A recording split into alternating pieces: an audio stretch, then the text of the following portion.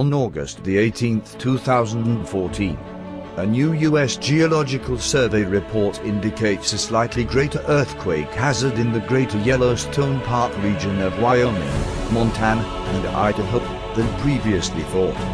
The new map shows how Yellowstone has had a relative increase in the hazard. It's a 5 to 10% of peak acceleration.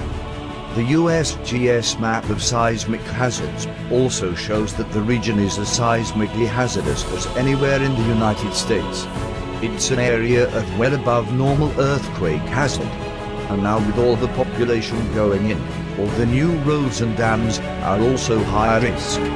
Is this supervolcano preparing to erupt? Just like months ago when the animals of Yellowstone National Park were leaving. The signs of the return of Jesus Christ are all around us. Is your heart right with Christ? Do you have a relationship with Him?